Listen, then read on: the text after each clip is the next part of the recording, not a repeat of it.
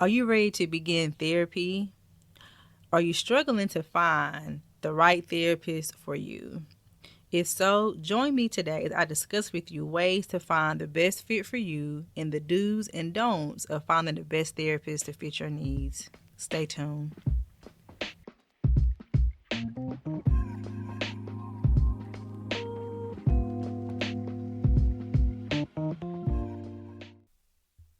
Welcome back to the Faith and Mental Wellness Podcast. So today we're going to discuss how to find the right therapist for you. So if you're able to pull out some pen and paper to take notes, if not, just listen if you're driving or if you're working out or wherever you are, and just tune in to what I'm going to share with you. This podcast will also turn into a blog in the next couple of weeks as well. If you want to go back and read it at the Faith and Mental Wellness Directory.faith. Okay. So the very first thing you want to do is pray. Yes, please pray. If you are a person of faith, it is important for you to pray and ask God to lead you. For some people, God might give you a specific name. For some people, you may begin to do your research and the Lord may highlight a particular person to you. I know for me in the past, whenever I've had clients tell me, hey, Shakeeta, God told me to start therapy. And whenever, I went on my research, on my search, your name and your face popped up and you were highlighted to me like I was glowing to them. So that was the Lord really highlighting to them, hey, go see her. And for me, I get excited because one of the things that the Lord would do for me was handpick my clients for me, people that He knew I could really help and help them to get to where they need to be. And not only that, you guys, it was a perfect fit. They made so much progress quickly and so much more. And so look for that. Ask God to highlight the person to you where you can go and seek help. Also, you need to identify your goals. What are you looking to achieve through therapy? Are you dealing with anxiety, depression, trauma, relationship problems? Are you looking to just have a place to just talk about your feelings and your thoughts? Everyone's reason for therapy is different. Number 2, think about the type of therapist you feel most comfortable with. This can include preferences for gender, age, religious background, or cultural understanding. Feeling at ease with them is going to be very, very important in building rapport and building a level of trust with them. Now, of course, I'm a big believer of definitely trying to find someone that you can relate to. But sometimes also, I see the other side as well, where working with someone who is different from you is also a good thing because it can challenge you and help you to think outside the box. Okay. So I know some people, oftentimes want to see someone who is just like them. But the key is, are you guys able to build a rapport together and that trust together? And so once you have a clear picture of your needs and preferences and what you're looking for in the therapist and you're prayed about it, just write it down, okay? And the next step is researching therapists. This is where people get overwhelmed. People can become discouraged because it's like, okay, it's so many to choose from. Who do I choose, right? And I often, compare finding the right therapist sometimes to dating. And so unless the Lord highlights someone to you, you might have to kind of look around a little bit and say, okay, let me try out this person or let me do more. If it's not a good fit over here, let me try somewhere else. So my encouragement to you is do not give up. If it's on your heart to start therapy and the Lord is leading you to start therapy, do not give up. It can very well be trial and error for you as well. So the next thing is licensure, okay? Every therapist is different. There are so many different types of therapists out there when it comes to the credentials. Like for me, I'm an LCSW, which means licensed clinical social worker. You also have LPCs, you have LMFT, and so many other ones. And so my stance on that is the credential itself, to me, doesn't hold the most weight. what holds the most weight is, can this person help you? So just be mindful of that. Don't just look for the actual credential, but you need to ask yourself and ask the Lord and look at their credentials when it comes to what they're trained in. Can this therapist help me? Okay. Also keep in mind that we can only see clients within our state that we're licensed in. Some therapists I know are licensed in different states. For example, I'm in North Carolina, but that's it for me right now, okay? Some of my colleagues are licensed here, South Carolina, Georgia, Florida. And so that's the only way we are able to practice in different states, okay? It's not our choice to be that way. It is jurisdiction. It is a state by state choice as to who they allow to be licensed in their state, okay? For a season, I lived in Georgia. And where I lived at, Alabama was about 20 minutes away. So a lot of therapists that I worked with before in Georgia were licensed in Alabama and in Georgia. And it's really interesting how each state is different. And even now, some states are lifting their laws for therapists to be licensed in their state without going through a whole bunch of, hoops and hurdles. And so prayerfully, as time go on, these things will kind of loosen up a little bit to give us more flexibility to be able to expand our reach and to reach people in areas that might not have exposure to more options. Okay. I know for me during the pandemic, I was receiving phone calls from people from like all over the world, especially on the East Coast. Okay. And I honestly didn't have the capacity for them. Like I was already booked up with just my state, but I had people reaching out to me from South Carolina, Georgia, Florida, and the list goes on. Are you an aspiring or existing Christian therapist who is seeking to truly incorporate God and the Holy Spirit into your practice as a therapist? If so, I have something very, very important with you that I want to share.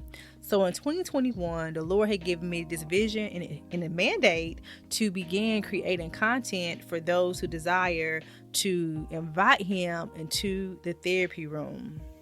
I have a YouTube series called Christian Therapy Series for you to check out. I have a book called Holy Spirit Led Counseling, a guide for Christian therapists, and also a mentorship group for those who desire to have more training in this area within a group setting. This program is not quite open yet, but if you're interested, be sure to apply and join the wait list. I will put each link for you in the description box for you to go and check it out. If you know anyone who is seeking to do this, then feel free to share that with them.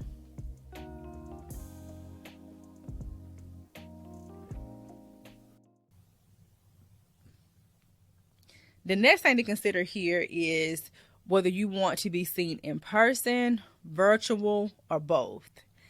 Since the pandemic, so much has changed. Many therapists are offering both, and some are only offering just virtual. Virtual is great if you're busy, if you can't get to your therapist. Like, for example, if you live in Greensboro, North Carolina, and the therapist you want to see is maybe they're in, Rocky Mount or a different city that's like hours away. Maybe you can't get to them, but you can see them virtually. I had clients before in the past who did not want virtual at all. They wanted to be in person, to have that more in-person feel, and also to have more privacy. Everyone's situation at home or work is different, and many people want a place where they can go to escape from what's going on around them, to be honest. Also, insurance considerations. If you plan on using your insurance, I also recommend you going to your insurance company and asking them for a referral list. Letting them know what you're looking for, your purposes, and all that good stuff. And they can let you know what therapists in your area are licensed with your insurance or credentialed with their insurance. And there's two terms for this. You have out of network and then you have in network. Every insurance is different. Your plan is going to be different than the next person you meet with the same insurance. Okay. In-network means that therapist can bill for you. You pay your copay up front, or maybe your deductible if you have one. The deductible is if you have to meet a certain threshold for that year. in order for them to cover any of your services. This is a thing that I saw a lot in my practice. People come in who want counseling, but they had a high deductible. For example, let's say it's $5,000, and they're not going to pay anything until you meet that deductible, which includes any kind of medical care, whether it's going to the doctor, hospital, including therapy. Remember, therapy is considered to be a medical service. Then also, we have out of network. This means that your therapist you may choose can still bill for you, or they can give you a super bill, which means you pay for your session up front, and they can give you a super bill for you to submit to your insurance yourself, or some insurances will allow them to submit it for you. Either way, you have to pay for what you need up front when it comes to your therapist cost. The next one here is referrals. Ask people, ask your friends, your family, your colleagues. I, for one, I'm asked all the time about where to go get therapy, especially those who are Christ-centered. And so this is why the Lord had me create the Faith and Mental Wellness directory for those who are looking for therapists and life coaches who provide Christ-centered services. And for everybody, that looks different. And what do I mean by that? For me, I have clients who they were happy to know that I'm Christ-centered, but it was mainly just clinical therapy, okay? They knew that I was seeking God on their behalf. They knew that I was coming from a great place and all that good stuff. Then I have some who want to incorporate prayer, want to incorporate, their relationship with God and how they hear God and so much more in session. So it doesn't mean also that that person only see people who are Christians, but they provide that as a service for those who desire to have that. Okay, I know for me in the beginning, I saw all kinds of people with different backgrounds, different religions, and I did a great job working with them. But then the Lord himself transitioned me to work primarily with believers. Okay, that's my primary niche, is working with Christians. The next one is looking at online directories. Okay, I just mentioned the Faith and Mental Wellness directory is continuing to grow, but there are other platforms that is called, Therapy for Black Girls is one, Psychology Today is another one. English, another one I can think of, Therapy Den. So there's so many directories out here, and oftentimes people get overwhelmed with that because it's so much information out there.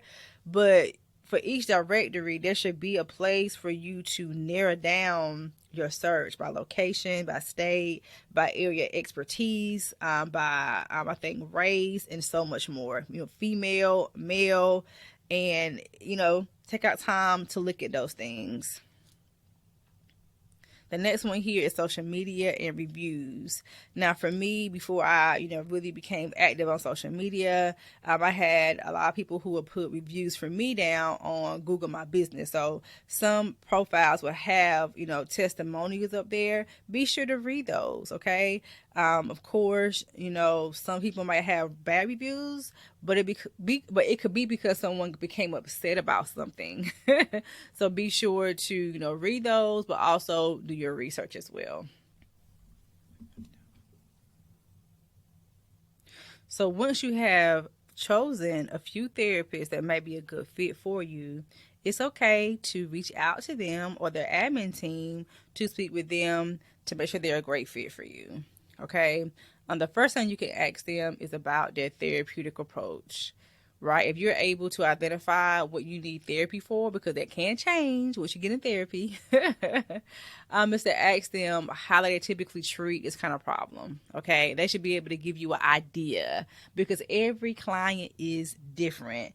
It is normal to start therapy for one reason, but then once you get into therapy and talk to your therapist, they're able to help you to identify other areas that may need more attention than the reason you came in the first place. Okay, so be open to their recommendations, okay? The second thing is asking them how much experience do they have in treating this issue. They should be honest with you and transparent with you. And if they can't help you, hopefully they're able to give you a referral or point you in the right direction as to a person that could possibly help you. The third thing is their fees, asking them if they accept your insurance still, because oftentimes information on the internet can be different. It's sad, but it's the truth. For many reasons.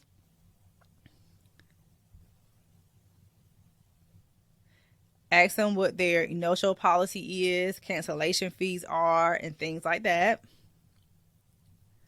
The next one is you can ask them if they have any specialized certifications or training or certificates in the particular area that you're being trained, wanting to seek therapy in. So, for example, for me, I have a lot of training in grief and trauma, anxiety.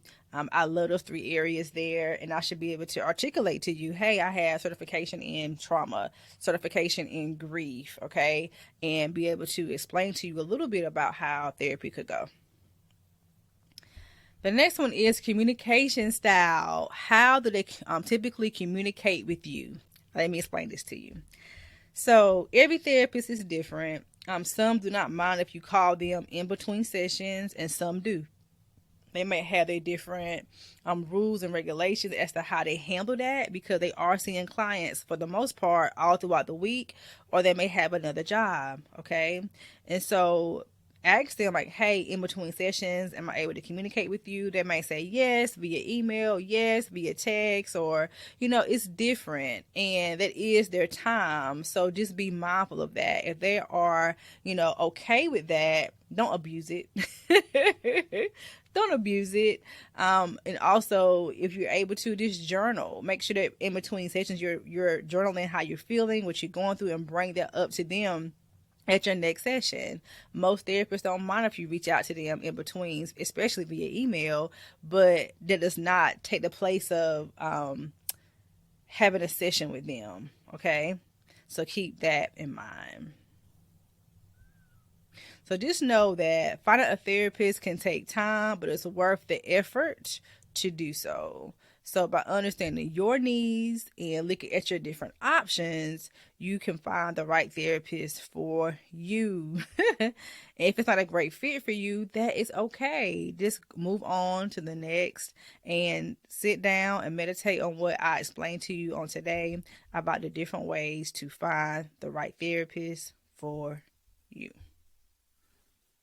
And don't forget to visit www.faithandmentalwellnessdirectory.faith to find a provider in your area. Our directory is continuing to grow. We are reaching out to other states and therapists in different areas who are able to provide Christ-centered services to you.